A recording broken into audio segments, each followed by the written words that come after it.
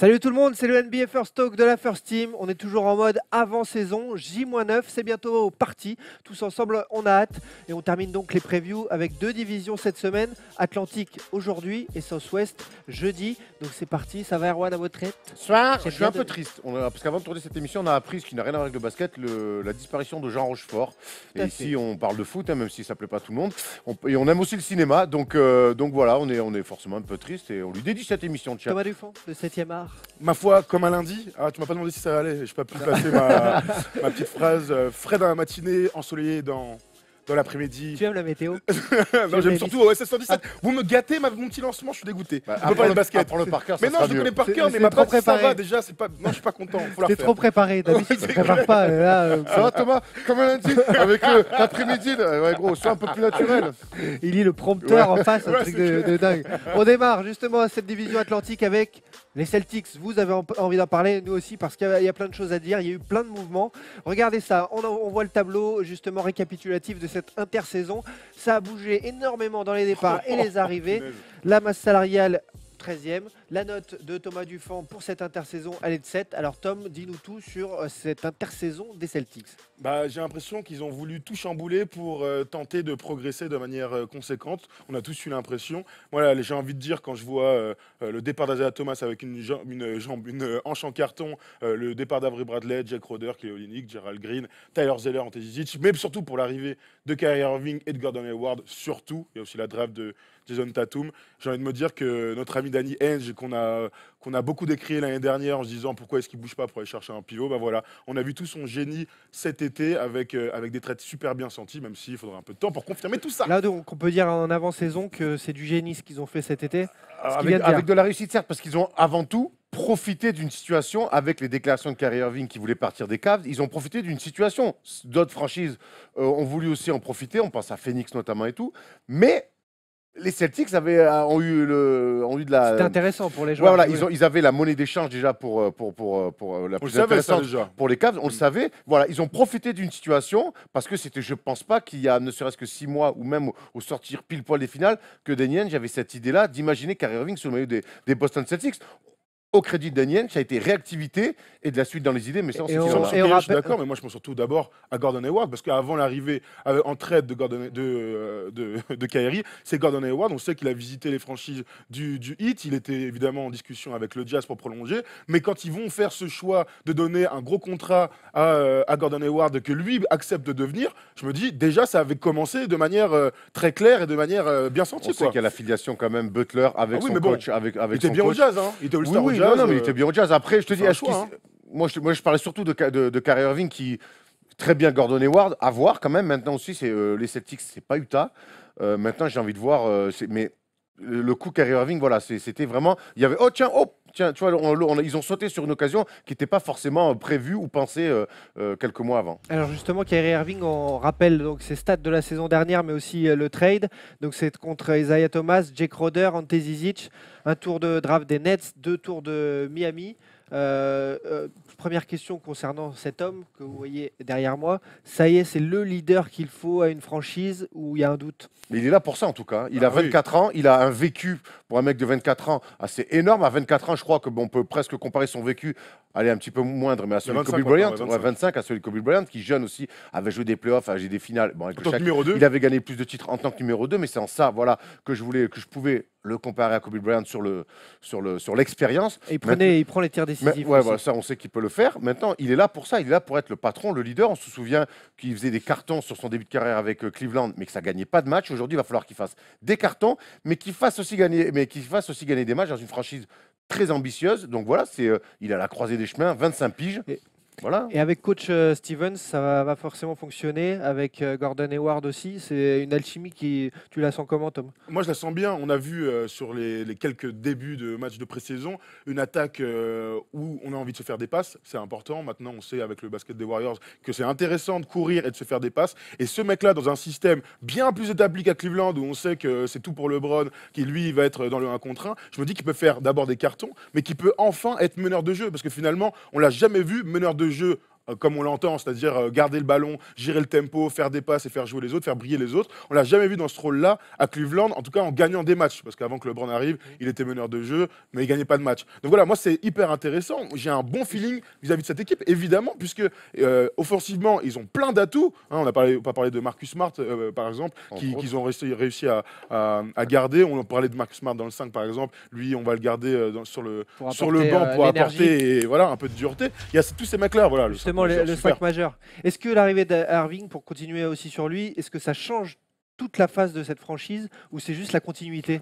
C'est beaucoup de choses qui se croisent. C'est le départ d'Isaiah Thomas qui l'année dernière déjà. C'est l'âme de l'équipe. Voilà, c'était l'âme de l'équipe. Décantait plein de choses, avait beaucoup de ballons. Là, il est plus là. Il y a un mec comme Gordon Hayward qui était All-Star l'année dernière à l'Ouest, rien que ça. Donc là aussi, il va falloir que ce mec-là, il n'est pas venu non plus que pour défendre et faire des passes. Voilà, il y a maintenant l'éclosion qu'on attend aussi de Jalen Brown, qui est aussi un fort potentiel des deux côtés du terrain. Alors Ford, c'est pas non plus là un mec qui cueille le muguet. Donc voilà, il y a plein de choses. Marcus Morris, ils ont plein d'armes sur 5 majeurs et c'est ce qu'on a vu sur le début des matchs, c'est qu'il y a beaucoup de formes de jeu. Et ça va être tous les paliers sont différents. Voilà, et ça va être intéressant de voir Kyrie Irving, donc le leader pour venir là-dessus, très fort joueur de 1 contre 1, on le sait, mais aussi dans des systèmes bien établis, il va peut-être avoir aussi beaucoup plus de paniers faciles que toujours aller créer des paniers. Si on compare, lui, il a gagné au change dans son transfert. Ah, il était sûr d'aller en finale NBA quasiment avec les Cavs. Voilà, en fait, le truc, c'est que un trophée. Aujourd'hui, c'est difficile de dire puisqu'on ne sait pas de quoi l'avenir est fait. On ne sait pas si un jour il retrouvera les finales NBA.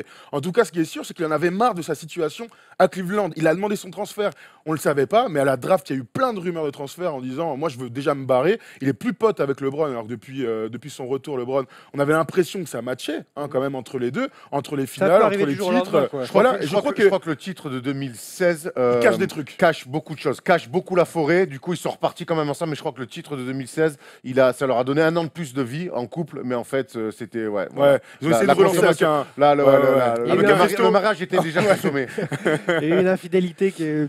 Non, c'est clair. Après, tu vois, par rapport à cette équipe-là, il y a des trucs que j'aime beaucoup. L'arrivée d'Aaron Baines, l'Australien, un vrai pivot. L'année dernière, combien de fois on a dit il faut un tonton à l'intérieur, un mec qui est capable de défendre, de mettre des contres et puis d'amener de la dureté parce que ça va être compliqué dans les joutes de play-off. Ils amènent ce mec-là. Alors, il fait beaucoup de fautes, mais j'ai aimé l'idée de le mettre dans le 5 majeur. Quand en face, il y a un tonton, on l'a vu contre Charlotte, il y a Dwight en face. On envoie Aaron Baines dans le 5 majeur pour amener un peu de stabilité à l'intérieur. Aaron Baines, il est plus dans la dureté que dans la dissuasion verticale, mais par contre, il anticipe. C'est un bon défenseur, il est bien dans les aides.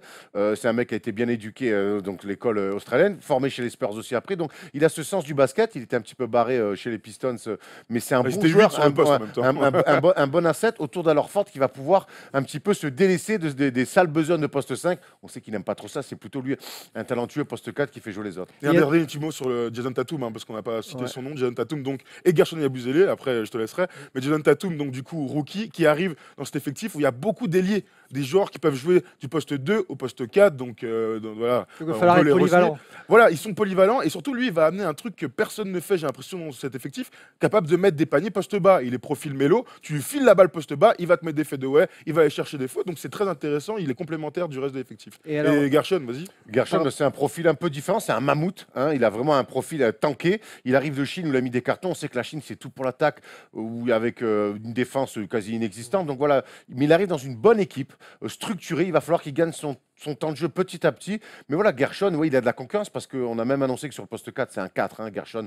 Bien sûr. On a annoncé que sur le poste 4, Gordon Hayward pourrait faire quelques piges, mon Dieu, je vais y arriver, pour jouer small ball. Ouais. Donc, les options ne vont pas manquer, ça peut être bien comme un mal pour sur cet effectif, il y a que, je crois, 4 joueurs qui sont restés de la saison dernière. Ça a beaucoup bougé. D'habitude, on parle de continuité pour que ça marche. Là, ça peut marcher tout de suite quand même. Il y a une... Ça dépend pourquoi. Aussi. C'est quoi ta vraie question? Ça veut dire gagner des matchs tout de suite. Oui, ils vont gagner des matchs tout de suite. On rappelle que la conférence Est, c'est quand même pas la conférence Ouest là-dessus. Il y a quand même un talent, une addition de talent énorme. Maintenant, effectivement, oui, il faut recréer un collectif. Alors après, on a vu que Brad Stevens, il perd pas de temps, il n'a pas vraiment bégayé. Il y a déjà des systèmes, des mises en place très intéressantes. Maintenant, il faut se projeter assez loin. C'est-à-dire que cette équipe-là qui était finaliste l'année dernière de la conférence, elle doit faire au moins aussi bien. C'est quoi son step-up? C'est faire aussi bien Non, c'est aller au moins retrouver les finales de conf, ou sinon, si tu fais pas ça, oui, c'est un échec. Ouais, c'est un échec, je suis d'accord avec vous. D'abord, sur la saison régulière, il faut aller au-delà des 50 victoires, il faut se trouver, hein, parce que de toute manière, il faut un peu de temps pour que chaque joueur apprenne à se connaître et tout ça. Tu l'as dit, hein, il y a 4 joueurs seulement qui sont restés sur un effectif de 15, c'est énorme. Donc, il va falloir un peu de temps. Et puis ensuite, l'objectif à moyen terme, c'est d'aller en finale NBA, c'est de battre LeBron. Mais ça, je suis pas sûr qu'on leur demande. Voilà, on leur demande pas dès cette année de le faire. Ils sont tous jeunes, les mecs. Voilà, c'est une équipe jeune. Moi, je pense qu'à moyen terme et à long terme, c'est non seulement c'est de battre LeBron, c'est de regagner des titres avec Boston. On se souvient que le dernier titre de Boston, c'est 2008. Ça commence presque, ça fera 10 ans cet été. Je crois que Boston. Dans 30 ans, ils ont gagné qu'un seul titre. Je crois que Boston a envie de nouveau de soulever des titres. Et avec cette jeune équipe et ces jeunes talents, ben, l'avenir leur appartient clairement. Et gagner leur premier match de la saison régulière la semaine prochaine. Ah ouais, ça va être cool. Franchement, la NBA, Cleveland. Hein. Ouais, cool, la NBA fait toujours bien les choses. Miser dessus ou pas? Ah, moi, je vais miser. On va faire un petit mot sur Marcus Smart. Petite pièce sur ce meilleur 6e homme de la saison. Il fait une prépa incroyable. Il a perdu 10 kilos. Il saute sur les ballons. Et puis on le sent.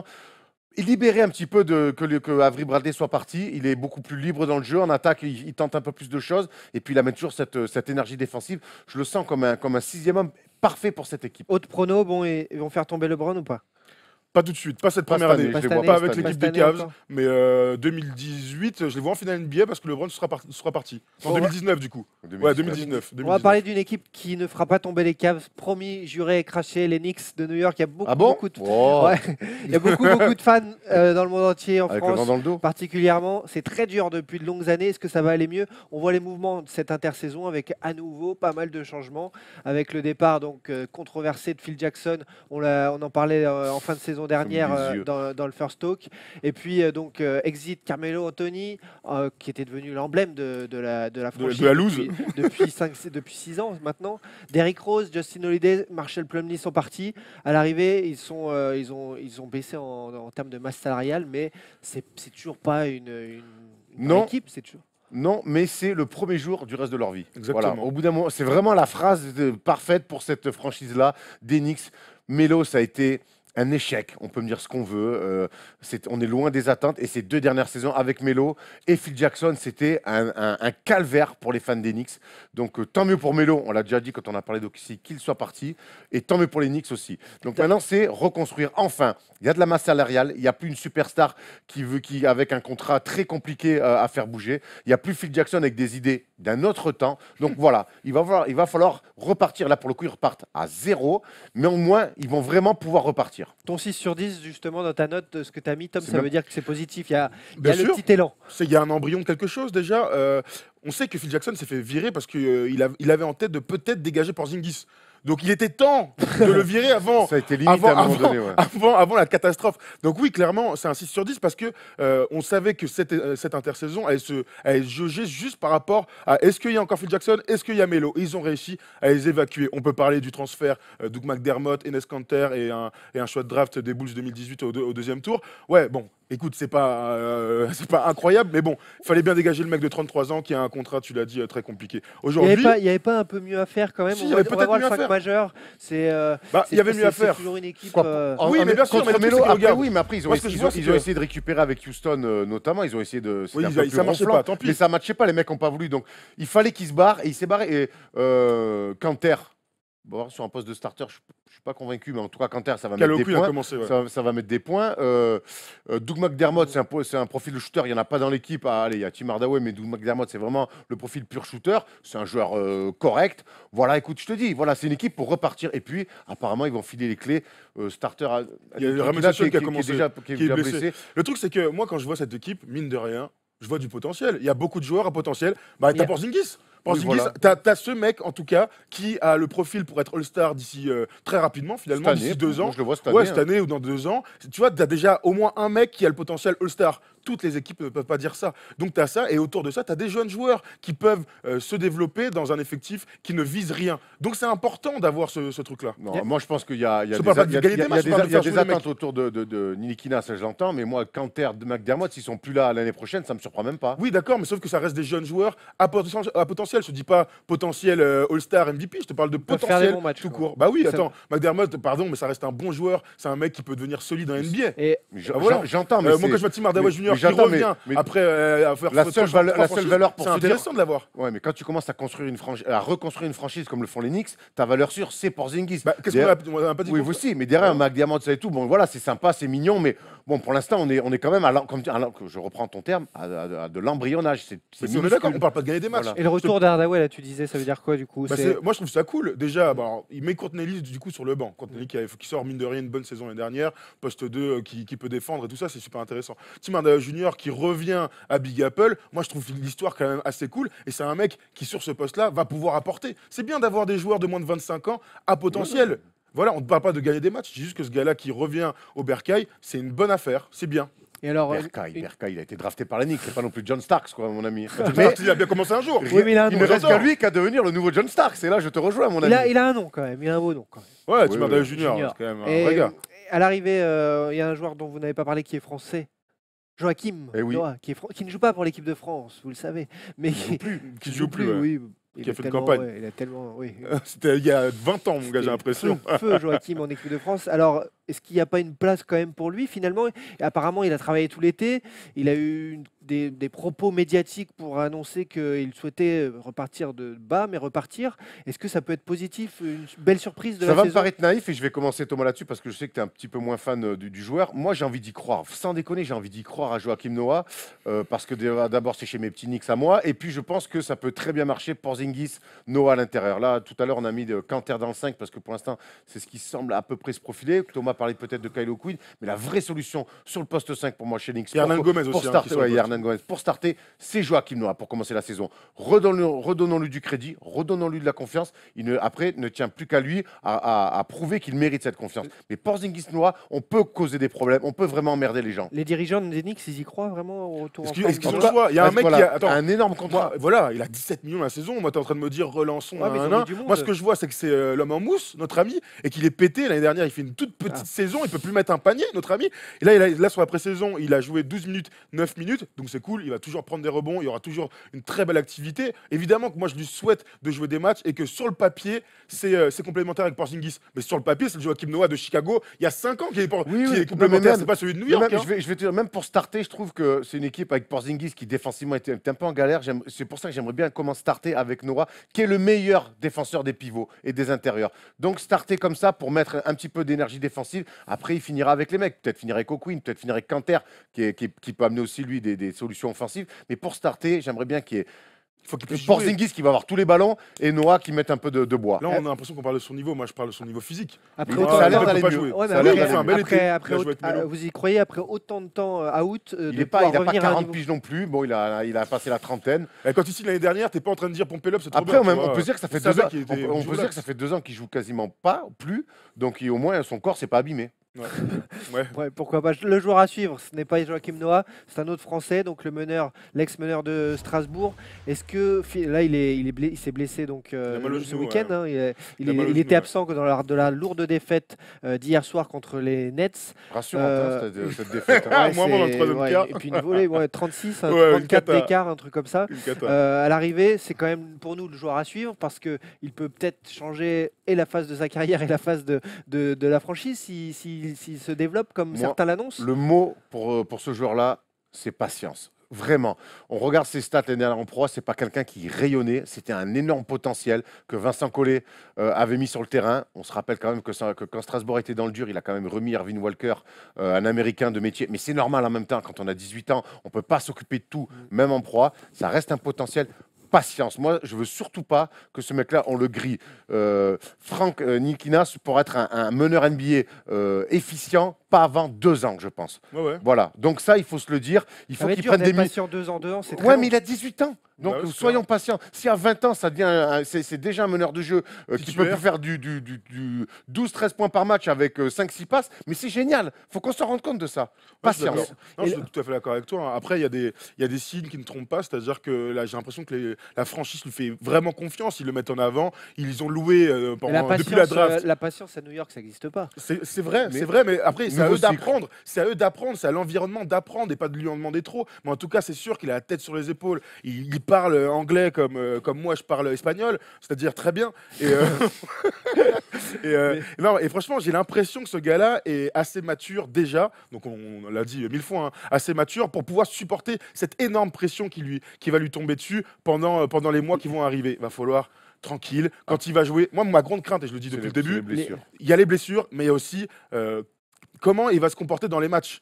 J'ai toujours trouvé un peu timoré, à part quand il joue avec l'équipe de France en jeune. Tu vois, est-ce qu'il va vraiment prendre des pick and roll de manière sérieuse, pas petite passe, tu vois, faire des trucs très francs et pas jouer comme un enfant? Il est effacé, ça veut dire quoi jouer comme un enfant? Moi, je trouve pas que c'est que tu l'as dit. Hein. Il rayonne pas, quoi. Est-ce que c'est un mec qui rayonne? Pas pour l'instant, en tout cas. Ça veut dire quoi? Après, il a 18 ans. Ça veut dire quoi jouer comme un enfant? Mais non, mais il faut apprendre le métier. Moi, quand je le vois avec les jeunes de son âge, et c'est bien cette comparaison-là, et c'est Steph qui insiste beaucoup là-dessus, avec les jeunes de son âge, il casse des gueules, clairement. Clair. Avec les pros, je le trouve encore un peu timoré, mais ce qui est normal. Il a quasiment un physique encore d'enfant, il a l'âge d'un enfant, il joue avec des darons qui ont des brandillons comme ça. Donc forcément, au bout d'un moment, il y a un apprentissage à avoir. Donc oui, au début, faut vraiment important de laisser du temps. Ils vont lui filer des minutes, mais s'il le voit en struggle, comme on dit, c'est pas il va falloir bien le gérer. S'il a besoin de souffler, le faire souffler. Des saisons à 82 matchs, on va voir de l'enchaînement des matchs. Il va falloir vraiment bien le gérer. Et là-dessus, c'est la grosse interrogation des Knicks qui sont capables quand même de flinguer des joueurs. Et les conneries qu'il y a eu au début, là, quand il a été drafté, Franck, comme Tony Parker, etc. Ça, faut arrêter tout de suite. Bien sûr. Sinon, on le dira jamais assez. Tony Parker fait une carrière extraordinaire. Dès qu'il arrive en NBA, il est prêt à jouer comme on n'a jamais vu un Français. Donc il ne faut surtout pas le comparer. Il arrive chez les Spurs à 19 ans. Il est derrière Terry Porter et il est drafté par les Spurs. Ouais, au bout de 5 matchs, il est dans le 5 aussi. D'accord. Parce que c'est Tony Parker. D'accord, parce que il a 19 ans, il sort d'une carrière de pro de 3 à 14 points par match et il arrive chez les Spurs avec Popovich et Duncan Robinson à l'intérieur. Quand tu es meneur de jeu, pour commencer ta carrière NBA, ça aide. Voilà. Oui, c'est sûr, c'est sûr. Autre équipe de New York, celle de la banlieue Brooklyn, les Nets, qui ont aussi changé leur équipe.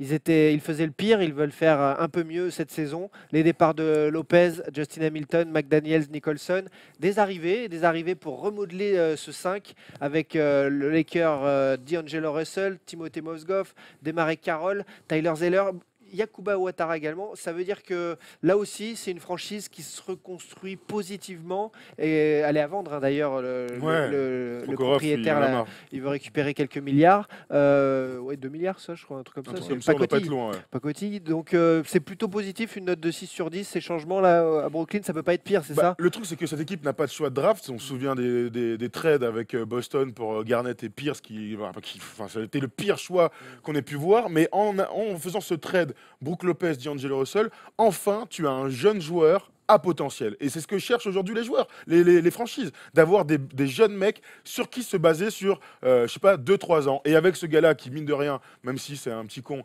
est hyper talentueux, ils vont pouvoir se dire, enfin, on va pouvoir miser sur quelqu'un, quoi. Donc, ouais, moi je suis assez d'accord. Puis j'aime bien ce choix d'avoir voulu relancer D'Angelo Russell parce que c'est vrai, comme tu dis, il y a un potentiel. Aux Lakers, ça ne marchait pas. Puis bon, ils lorgnaient sur Lonzo Ball, je pense qu'il l'a senti. Mais on voit, c'est quand même un mec qui faisait des stats. 21 ans, on en revient encore au jeune âge. Et puis, il va tomber avec un bon coach qui était un ancien meneur, Kenny Atkinson, qui a joué en France, hein, pour ceux qui ne le savent pas, et qui est un bon coach, je trouve.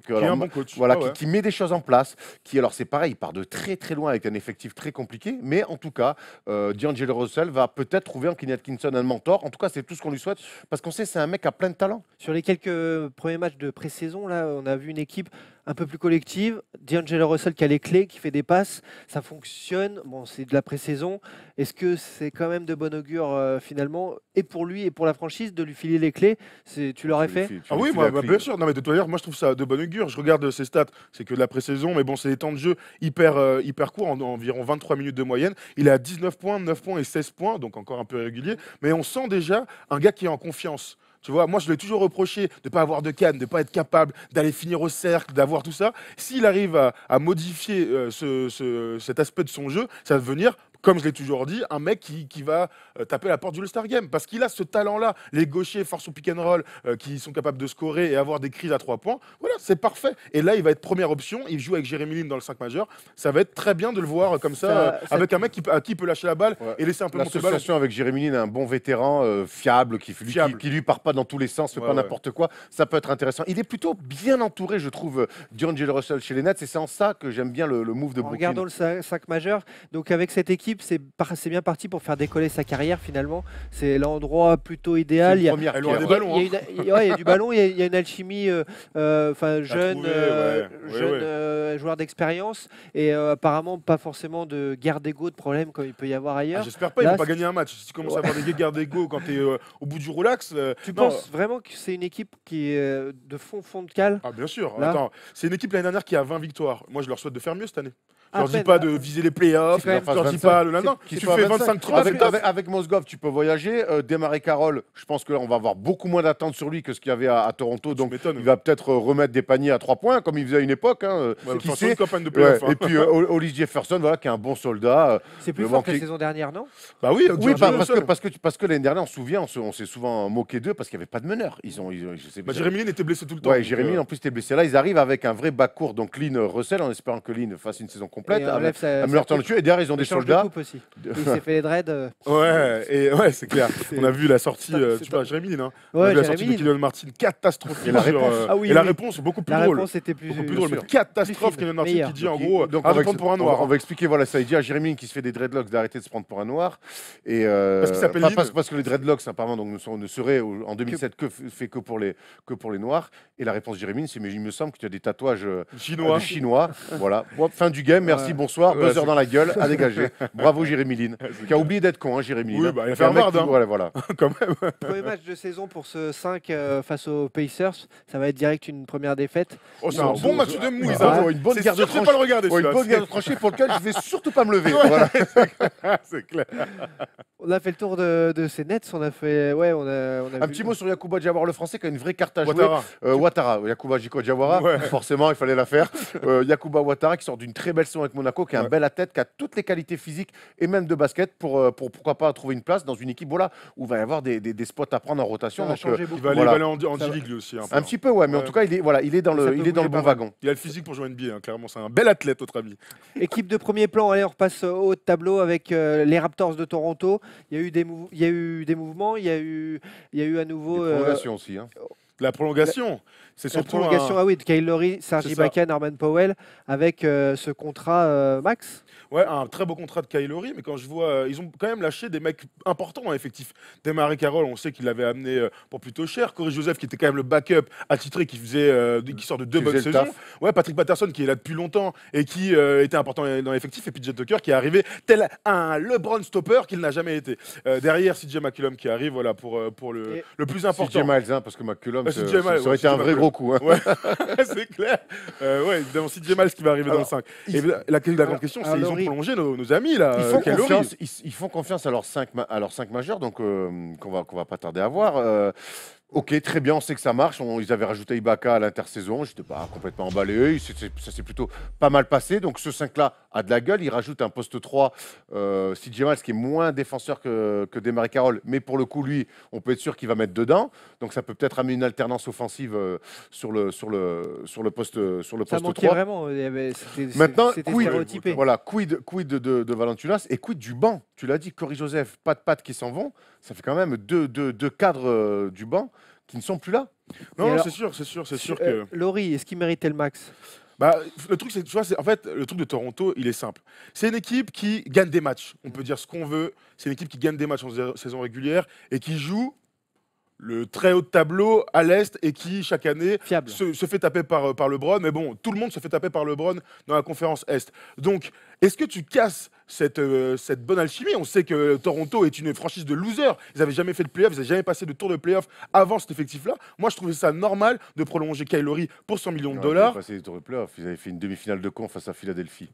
Tout à fait, c'est ce que je viens de te dire. Ils n'avaient jamais passé, fait de finale de conférence. Qu'est-ce qu'il est bon. C'est exactement ce que j'ai dit.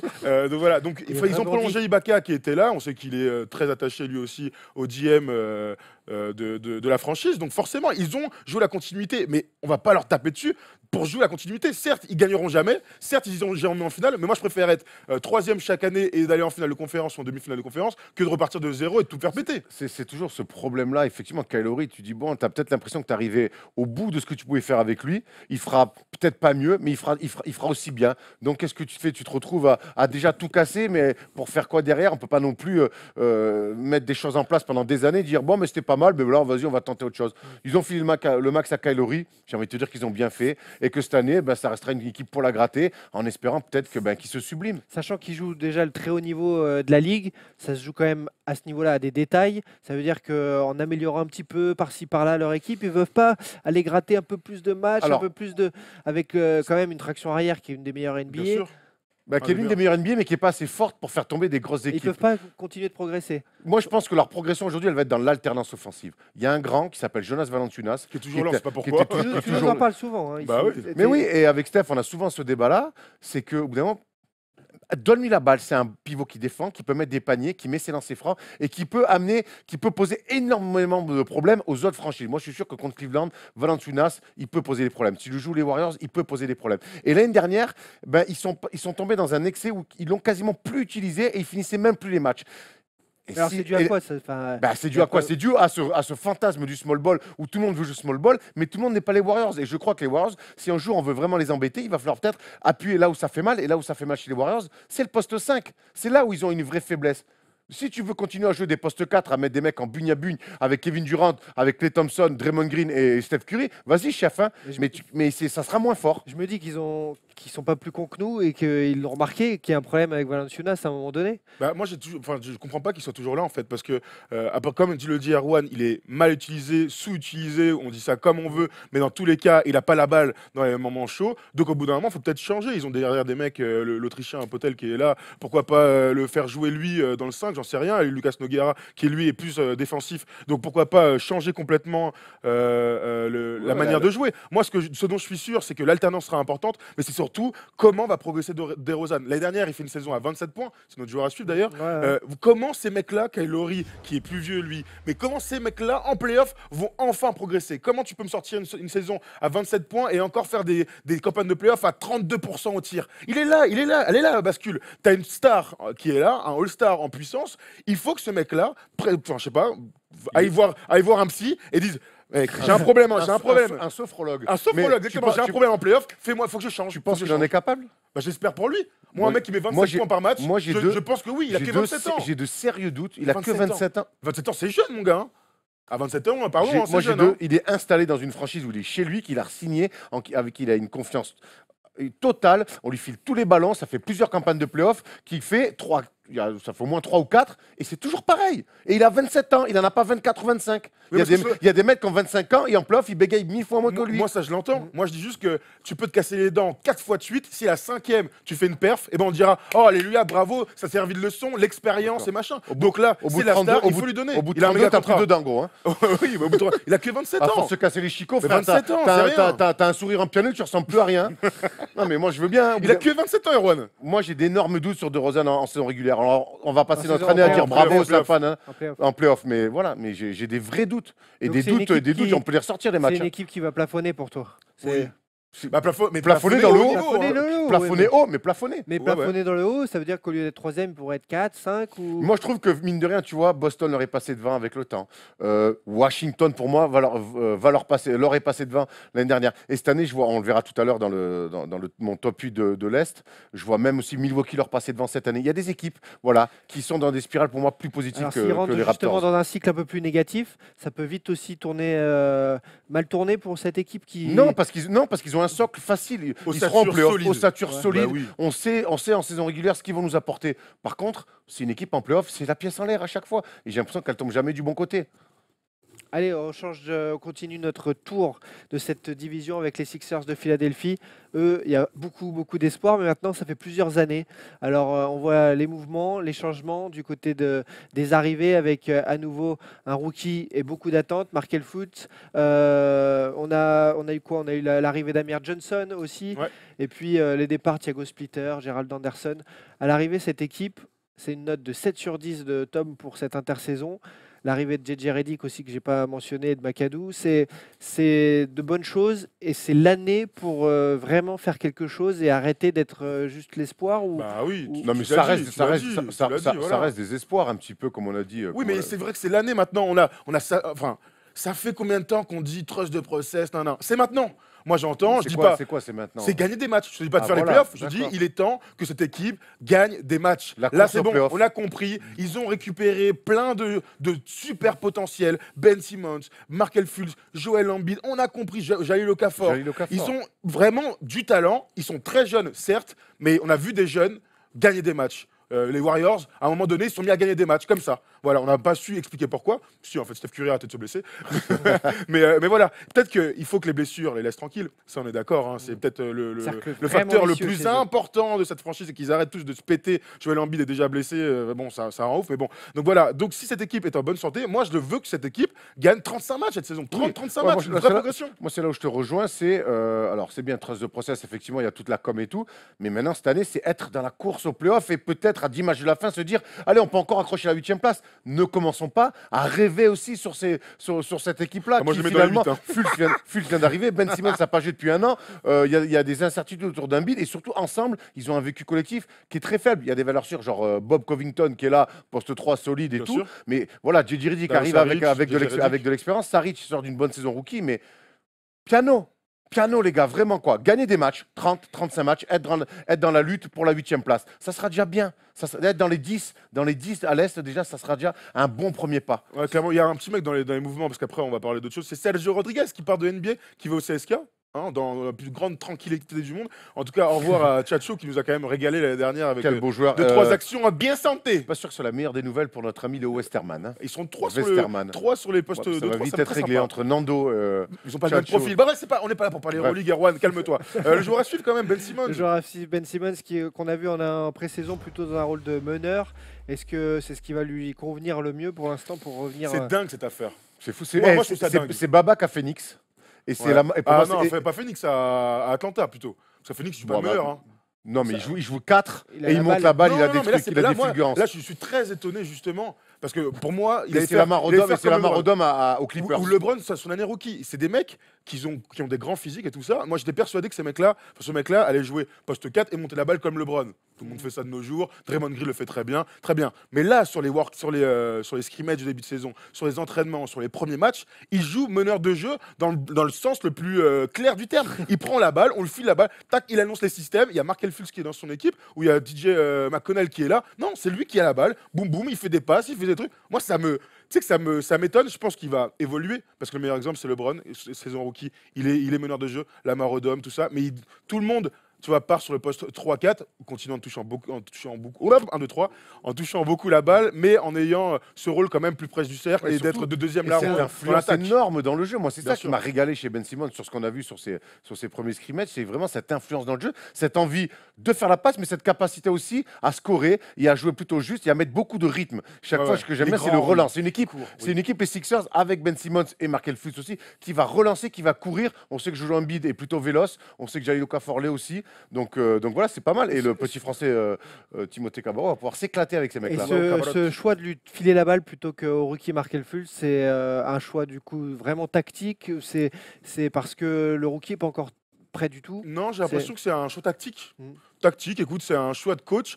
Ils en ont parlé pendant pas mal de temps. Ils ont décelé, on l'a tous vu l'année dernière en Summer League, qu'il avait un talent à la passe assez incroyable. Maintenant, meneur de jeu, c'est un rôle tellement à part. Encore une fois, Markel Fultz est un combo. Aujourd'hui, il va mettre des tirs, il peut être deuxième arrière, il peut prendre des pick and roll. Donc, ils peuvent faire la paire tous les deux. Maintenant, ce qui va être intéressant de voir, c'est comment les équipes adverses vont répondre à Ben Simmons. Parce que tu peux pas envoyer un meneur de jeu lambda dessus. Tu es obligé de faire jouer au moins un ailier. Tu vois, un type Trevor Ariza, ce genre de mec, pour essayer de le contrer. Sinon, ça peut être une match-up hyper intéressante pour l'équipe. Donc à voir, à suivre. Et voir ce 5 majeur, alors justement des Knicks, avec l'éternelle question du process. Jojo, le baromètre. Ouais, on a mis Dario Saric, mais ça a changé. Ils ont un effectif où rien n'est encore très acté. C'était compliqué, on l'a fait la semaine dernière. Du coup, par exemple, comment ça s'appelle, Amir Johnson est dans le 5, l'absence de Joel Embiid qui est encore un peu pété. Exactement. Robert Covington est dans le 5 à la place de Dario Saric. Dario Saric, qu'on attend aussi, qui a fait une bonne saison rookie l'année Qui reste dernière. pour moi un vrai poste 4. Qui est un poste 4, mais qui va être hyper complémentaire si Ben Simmons joue meneur finalement. Donc c'est un bel effectif avec beaucoup de talent. Chaque poste est très défini. Moi, JJ Redick, ça va être cool de le voir dans ce rôle-là de sniper exclusif. Et Stauskas aussi derrière, qui a à peu près le même profil, un peu moins fort. Sur le papier, voilà, c'est sur le papier, c'est quand même très beau, même. Non, mais c'est plus ça reste qu'intéressant. excitant parce qu'ils sont beaux, ils sont jeunes, on va dire. Bien sûr. Maintenant, on a rarement été aussi excités pour une équipe qui risque de ne pas jouer les playoffs quand même. Hein. Ça dépend, quand même moi je les ai assez mis dans les 8 perso. Hein. Mais Embiid, il va retrouver son niveau Après, tout mon de gars, je suite. suis pas et il a- chirurgien, sinon je serais pas là, je te dis direct. Il y a d'énormes. Il y a l'année dernière, Il a un j'ai doute. une trentaine de matchs. Ouais, il joue dernière. 31 matchs. 31 matchs, je joue, ouais, je crois, de mémoire.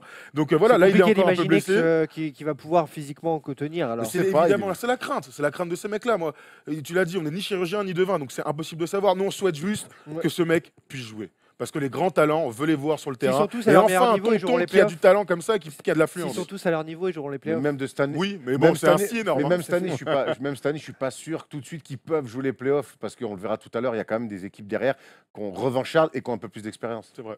Bon, est-ce que rater les playoffs, ce serait pas étonnant pour toi? Ça Non, dépend c'est la comment. manière. Voilà. Là, c'est la manière. Voilà. Tu peux rater les playoffs. Être dans la course, c'est important. Il te reste, t'es à mi-mars, t'es dans la course aux playoffs. Début avril, t'es dans la course aux T'as pas playoffs. eu de pète, Si t'es déjà voilà. largué en février, on sait que tu joues pas les playoffs, c'est de la merde. Et le premier match face aux Wizards pour le débuter la saison, je crois que c'est les Ils vont se Wizards. faire taper. Ils vont se faire taper. Ils vont se Ils vont faire prendre une- taper. Ah, en vrai, ça reste, C'est un après, premier ça reste- match. Ça reste un premier match. Il peut tout arriver sur les premiers matchs. Mais oui, il n'y a Ouais, pas photo. il y a pas Sur photo. le paplard, il n'y a pas photo. pas Quoi. du On tout se souvient la- des Sixers de Michael Carter-Williams qui avait tapé Miami Heat champion, je crois, un Oui, truc comme voilà, ça. mais hein. Ouais, Donc le bon, premier match, ça peut ouais, arriver, dans c'est la pour première ça aussi semaine. que Si C'est tu marrant fais- de. Si tu fais un 9 après, c'est pas Oui, grave. c'est clair. Fixer derrière. Alors justement, ton tableau, Erwan, des Allez, playoffs, envoie. ce que Envoie tu pour penses de tes pronos en fait pour la saison. Alors regarde les Sixers, moi je les vois, on va y venir, je les vois 9e au port. Donc Cleveland parce qu'on l'a dit, Super moi capture d'écran. cette année. Belle tête.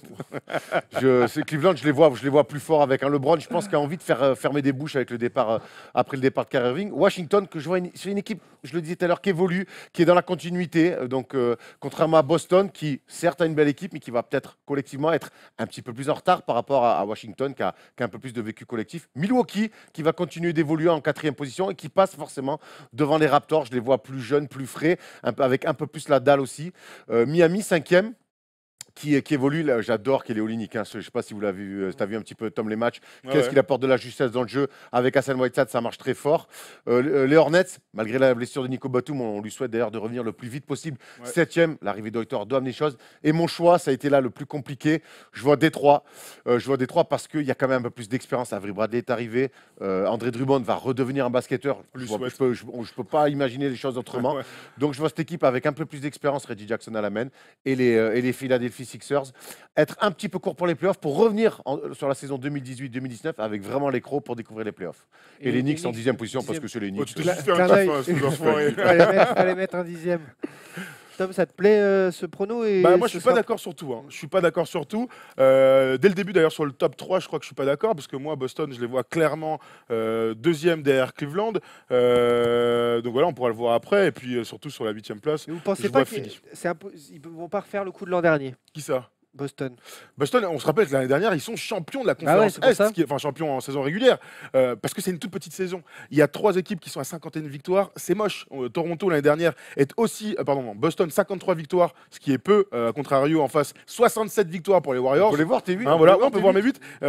Donc c'était une petite année dans la conférence Est. Donc moi je vais sur Cleveland que je vois quand même papa cette année. Boston qui va prendre des matchs, même s'ils vont mettre un peu de temps au départ, ils vont prendre des matchs. Washington l'a lancé sur le podium, c'est leur objectif. Toronto solide. Les Bucks en 5e position, ils vont se tirer la bourre, je pense, avec les Raptors. Et je vois un petit creux derrière avec le reste. Charlotte et l'arrivée de Dwight Howard, s'ils pètent pas les plombs, je vois une équipe très solide défensivement. Nico Batum, tu l'as dit, blessé. On parle de quoi 2-3 mois. 2-3 pour mois, l'instant. donc deux mois, bon, ouais. ça va être compliqué pour le début de la saison pour Surtout qu'il y a Charlotte. dans le profil, il y a qui pour le remplacer? Personne. C'est Jérémy Lamb sur le poste. Il fait Ça quand va être même compliqué. bien moins de choses que Nico Batum sur un terrain. hein. On est d'accord. Ensuite, je mets Miami qui mérite en vue. Enfin, voilà, aujourd'hui, je vois Miami dans les 8. Et je mets Philly, mon petit kiff, devant Détroit, devant Indiana. Ouais, je vois cette équipe de Philly nous surprendre, arriver, je sais pas, l'année dernière, pour être qualifié en playoff, il fallait être à 41 victoires. S'ils font 50% de victoires, c'est tout ce que je leur souhaite.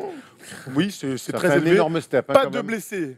Pas de blessés, j'y crois. S'il y a Jojo qui se blesse, allez, merci, bonsoir. Et le bonnet d'âne pour qui? Bon, les Nets. Les Nets, ça ouais. Ah non, les Bulls. Ah, les Bulls. Oh là là, Bulls, Nets, et puis voilà le trio. Bulls, Nets, et puis le Magic. Ouais, le Magic, ça pue un peu. Hein. Magic ou les Knicks, là, t'égales un peu. Pour Mais au un- final, voilà, en gros, c'est le moi, trio. Au final, même si c'est décrié l'Est assez régulièrement par rapport à l'Ouest, on voit que ça va être très très serré. Ça, Très très dense. C'est va y avoir des vraies séries à faire. Et Ah oui, mais on se souvient de la remontée de Miami la saison dernière. Mais donc, l'année dernière, Miami, ils sont pas en playoff, ils sont à 41, non? Non, l'année dernière, 40, Miami, la t'as remontée. 41-41, Voilà. égalité avec. L'année dernière, Miami, avec c'est pas les Chicago. playoffs avec un bilan de 50% de victoire. Bon, ben Ouais. voilà, c'est pas non plus la département 4 de l'Or-Atlantique. Hein, donc, Voilà, on a fait le tour de toutes ces équipes de l'Est avec vous. On se retrouvera jeudi Jeudi. pour finir à l'Ouest. Et puis la semaine prochaine pour démarrer la saison. On a hâte. À fond. Enfin, enfin.